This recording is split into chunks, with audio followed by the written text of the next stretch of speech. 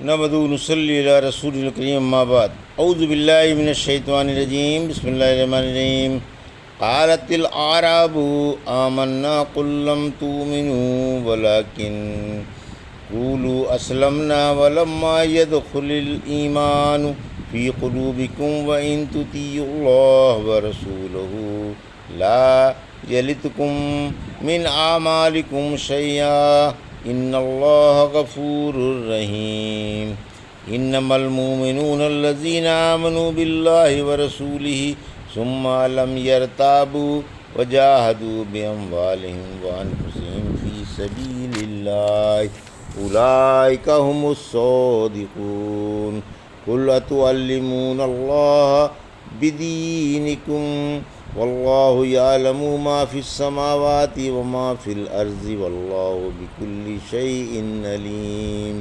یمنون علیک ان اسلموا قل لا تمنوا علی اسلامکم بل اللہ یمن علیکم ان ہداکم للایمان ان کنتم صادقین ان اللہ یعلم غیب السماوات والارض واللہ بصیر بما تعملون۔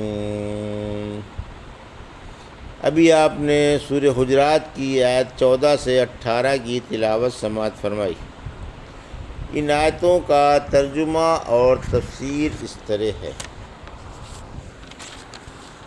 قالت الاعراب آمنا قل لم تؤمنوا ولكن قولوا اسلمنا ولما يدخل الایمان فی قلوبکم وان تطیعوا اللہ ورسولہ لا یلتکم من اعمالکم شیئا ان اللہ غفور رحیم۔ آیت 14۔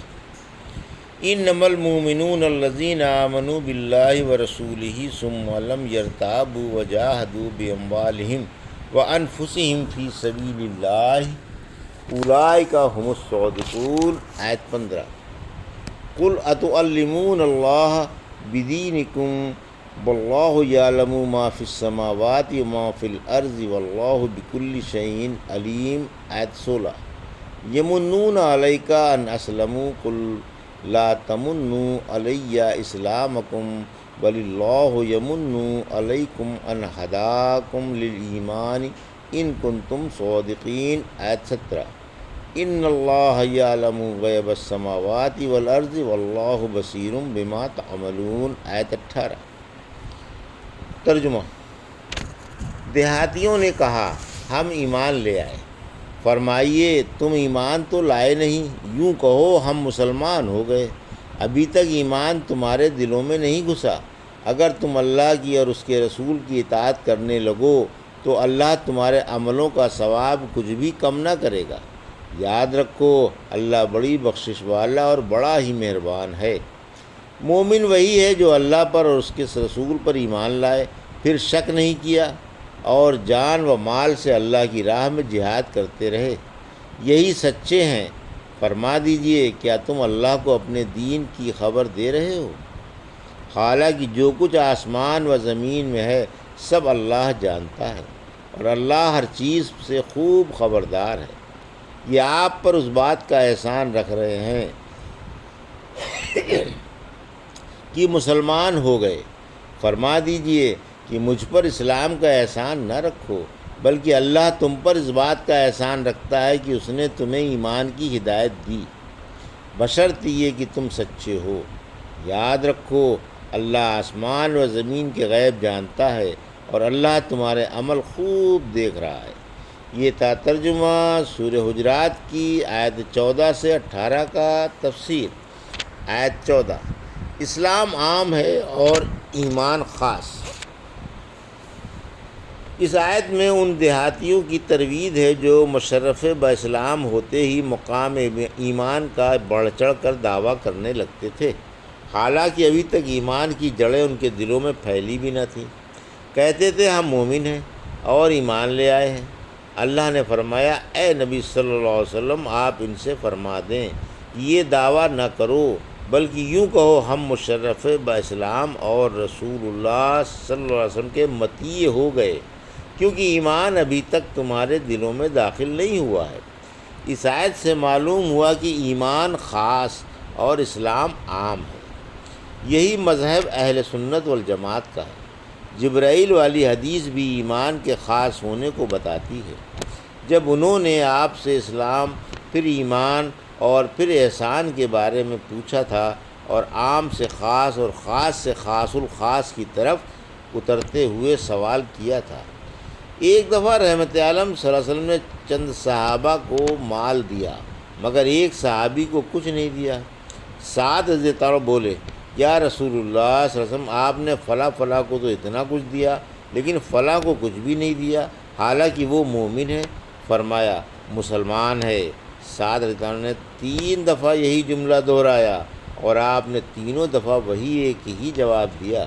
پھر فرمایا کہ میں بعض لوگوں کو اس ڈر سے کہ کہیں منہ کے بل آگ میں نہ گر جائیں دیتا ہوں، اور جو مجھے زیادہ پیارا ہوتا ہے اسے چھوڑ دیتا ہوں۔ معلوم ہوا کہ مومن و مسلم میں فرق ہے، اور ایمان خاص اور اسلام عام ہے۔ اور یہ بھی معلوم ہوا کہ وہ شخص مسلمان تھا، منافق نہ تھا، کیونکہ اسلام کی ہی وجہ سے آپ نے کچھ نہیں دیا تھا۔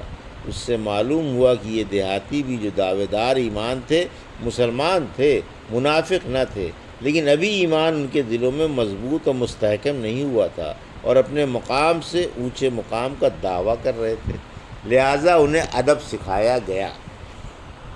پھر فرمایا، اگر تم رسول اللہ صلی اللہ علیہ وسلم کے مطیع بن جاؤ گے تو تمہارے عملوں کے ثواب میں کمی نہیں کی جائے گی۔ سورہ طور کی آیت 21 میں فرمایا، ہم نے ان کے عملوں کا ثواب کچھ بھی نہیں گھٹایا۔ پھر فرمایا کہ توبہ کرنے والے اور رجوع کرنے والوں کے لیے اللہ غفور الرحیم ہے۔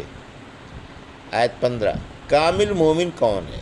یعنی کامل ایمان والے وہ ہیں جو اللہ پر اور اس کے رسول پر ایمان لا کر اس میں شک و شبہ نہ کریں اور نہ متزلزل ہوں، بلکہ ایک ہی حالت پر جمے رہیں، یعنی خالص تصدیق پر جم جائیں، اور اللہ کی اطاعت و رضامندی میں اپنے نفیس مال اور اپنی جانیں قربان کر دیں۔ اگر ایسے لوگ ایمان کا دعویٰ کریں تو حق بجانب اور سچے ہیں۔ یہ ان دیہاتیوں کی طرح نہیں ہیں جن کا ایمان صرف ظاہری کلمہ ہے۔ مومنوں کی 3 قسمیں ہیں۔ رحمت عالم صلی اللہ علیہ وسلم نے فرمایا، مومنوں کی 3 قسمیں ہیں۔ نمبر 1، اللہ اور اس کے رسول پر ایمان لا کر اس میں شک و شبہ نہ کریں اور اللہ کی راہ میں جان و مال کی قربانی پیش کرتے رہیں۔ نمبر 2، جن سے لوگ اپنے مال و جانوں کی طرف سے بے خوف رہے۔ نمبر 3، اور جو لالچ اللہ کی وجہ سے چھوڑ دیں۔ آیت 16، یعنی کیا تم اللہ کو اپنے دلوں کی باتوں کی خبر دے رہے ہو، حالانکہ اس سے آسمان و زمین کا کوئی ذرہ بھی چھپا ہوا نہیں، اور وہ ہر چیز سے خوب واقف ہے۔ آیت 17، توفیق اسلام اللہ کا احسان ہے۔ جو دیہاتی اسلام با اطاعت اور مدد کا آپ پر احسان جتا رہے ہیں، اللہ ان کی ترویج فرماتا ہے اور اپنے رسول صلی اللہ علیہ وسلم سے کہتا ہے کہ آپ ان سے فرما دیں کہ اپنے اسلام کا احسان نہ جتاؤ، اس کا فائدہ تم ہی حاصل کرنے والے ہو۔ یہ تو اللہ کا تم پر بڑا زبردست احسان ہے کہ اس نے تمہیں ہدایت کی توفیق عطا فرمائی۔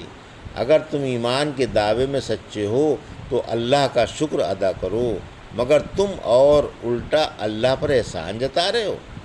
حنین کی لڑائی میں نبی صلی اللہ علیہ وسلم نے انصار سے فرمایا تھا کہ اے گروہ انصار، کیا میں نے تمہیں گمراہ نہیں پایا تھا؟ پھر اللہ نے تمہیں میری وجہ سے ہدایت دی۔ تم میں پھوٹ تھی، اللہ نے میری وجہ سے محبت پیدا کر دی، اور تم فقیر تھے، اللہ نے میری وجہ سے مالدار بنا دیا۔ جب آپ کوئی بات کہتے تو انصار صرف یہی جواب دیتے کہ ہم پر اللہ کا اور اس کے رسول صلی اللہ علیہ وسلم کا بہت بڑا احسان ہے۔ ابن عباس فرماتے ہیں، بنو اسد رسول اللہ صلی اللہ علیہ وسلم کے پاس آ کر کہنے لگے، یا رسول اللہ صلی اللہ علیہ وسلم، ہم مسلمان ہو گئے۔ عرب نے آپ سے جنگ کی مگر ہم نے جنگ نہیں کی۔ فرمایا، ان میں سمجھ نہیں ہے، ان کی زبانوں پر شیطان بول رہا ہے۔ پھر یہ آیت نازل ہوئی۔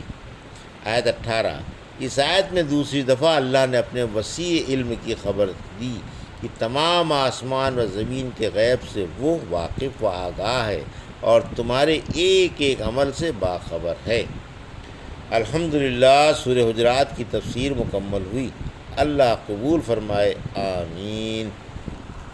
ابھی آپ نے سورہ حجرات کی آیت 14 سے 18 کا ترجمہ اور تفسیر سماعت فرمائی۔ بارک اللہ لی و لکم فی القرآن الحکیم و نفعنا ایاکم بہذا الذکر الحکیم۔